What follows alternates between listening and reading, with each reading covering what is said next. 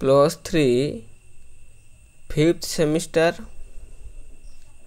Political science honours रो core paper 12 unit 1 ले थिबा पूर्व औपनिवेशिक भारतीय राजनीतिक चिंतनर परंपरा traditions of pre colonial Indian political thought एई chapter most important short question discuss करिया जाके आपनको 5th सेमिस्टर कोर पेपर 12 रे हेल्प करिवो। वीडियो यदि स्किप न करी शेष पर्यंत देखंतु ए शॉर्ट क्वेश्चन गुडी को बहुत गुरुत्व रही।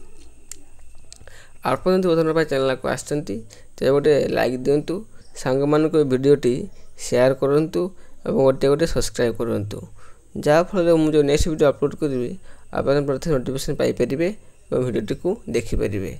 आ मध्य ए शॉर्ट क्वेश्चन यदि आप पीडीएफ पाई चाहउचंती तो डिस्क्रिप्शन हमर व्हाट्सएप ग्रुप रे लिंक अछि, सेते क्लिक करी जॉइन हो जांतु किबा शेष रे मो और व्हाट्सएप नंबर दे देबी, सेते मते मेसेज करंतु मु पीडीएफ टी दे देबी। एबे आसंतु शॉर्ट क्वेश्चन को डिस्कस करिबा।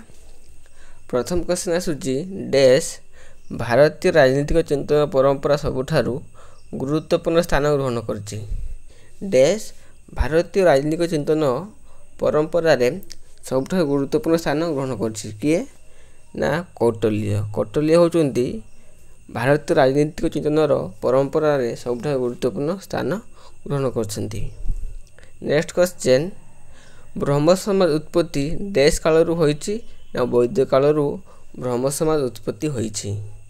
नेक्स्ट क्वेश्चन ब्राह्मण निजर जीवन काल मध्य रे डैश मुख्य संस्कार करती ना 16टी से मुख्य संस्कार करती। ब्राह्मण निजर जीवन काल मध्य रे 16टी संस्कार करती। नेक्स्ट क्वेश्चन नंबर 4 आसुची समवेद ज्ञान करते ब्राह्मण को डैश कहा जाए ना समवेदी कहा जाए। जो ब्राह्मण सामवेद ज्ञान करथाए ताको आमे सामवेदी बोली कहि थाउ। नेक्स्ट क्वेश्चन जीवा क्वेश्चन नंबर 5 जीवा हिंदू धर्म को अनेक विद्वान डैश धर्म बा डैश धर्मशास्त्र बोली कहिसंती ना ब्राह्मणवादी धर्मशास्त्र बोली कहिसंती। नेक्स्ट क्वेश्चन डैश श्रवण श्रृंखला और धारार प्रथम प्रवर्तक थिले ऋषभनाथ। ऋषभनाथ श्रवण श्रृंखला और धारार प्रथम प्रवर्तक थिले। नेक्स्ट क्वेश्चन डैश मानक आगमन पूर्वरु भारत रे श्रवण स्मृति प्रचलित थिला ना आर्य मानक आगमन पूर्वरु भारत रे श्रवण श्रुतिर प्रचलित थिला संस्कृतिर प्रचलित थिला।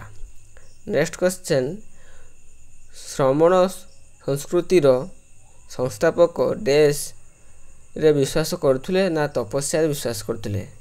जे माने श्रवण संस्कृतिर संस्थापक से माने तपस्या उपरे विश्वास रखुथुले। नेक्स्ट क्वेश्चन जीवा क्वेश्चन नंबर 9 को आसीबा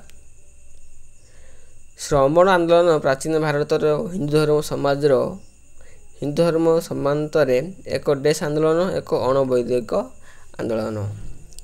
नेक्स्ट क्वेश्चन डैश परंपरा जैन धर्म बौद्ध धर्म एवं जग परंपरा सृष्टि कला ना श्रवण परंपरा जैन धर्म बौद्ध धर्म एवं जग परंपरा सृष्टि करथिला।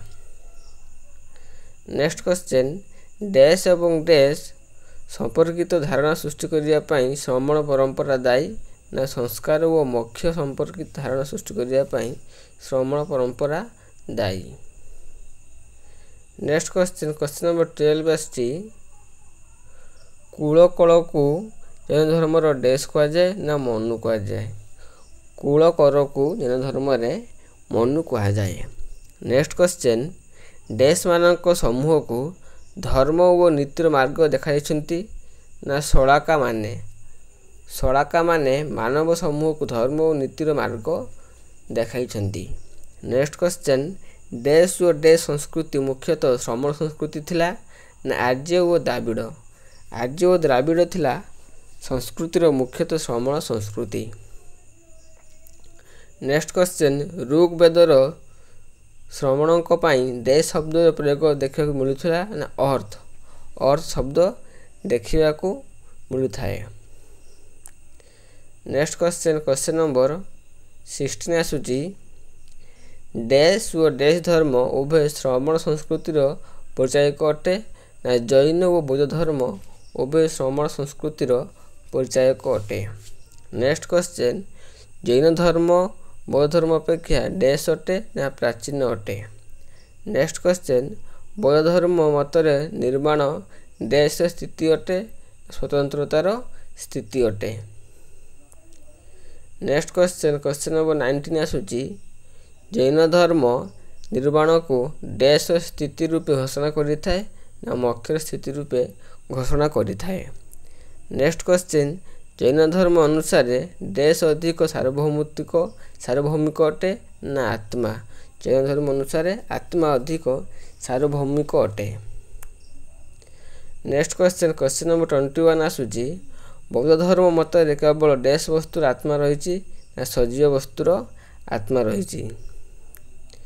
नेक्स्ट क्वेश्चन नंबर 22 आसूची बौद्ध धर्म अनुसार निर्माण पर डैश चली जाए ना आत्मा चली जाए। नेक्स्ट क्वेश्चन जैन धर्म मतरे निर्माण पर आत्मा डैश होता है ना विकसित होता है। नेक्स्ट क्वेश्चन नंबर 24 आसूची धर्म संस्कृति और आध्यात्मिक मिलन रे महामिलन रे एक नूतन समाज आविर्भाव होता। क्वेश्चन टी मु कम कर दूची कहीं देखा जाउनी। क्वेश्चन नंबर 24 कौन आसूची धर्म संस्कृति और आध्यात्मिकता रे महामिलन रे एक नूतन डैश समाज आविर्भाव होता ना सधर्मी समाज आविर्भाव होता। नेक्स्ट क्वेश्चन सधर्मी भावना रे जो भक्त आंदोलन आरंभ होता से डैश प्रभाव अत्याधिक देखा देथिला ना इस्लाम प्रभाव अत्याधिक देखा देथिला। नेक्स्ट क्वेश्चन कबीरंकर भक्तिवाद को डैश आंदोलन कहा जाए ना समधर्मी आंदोलन कहा जाए। नेक्स्ट क्वेश्चन मध्ययुगीय समधर्मी भावना समाज रे डैश रो बीज पवन करथिला ना सहिष्णुता बीज पवन करथिला।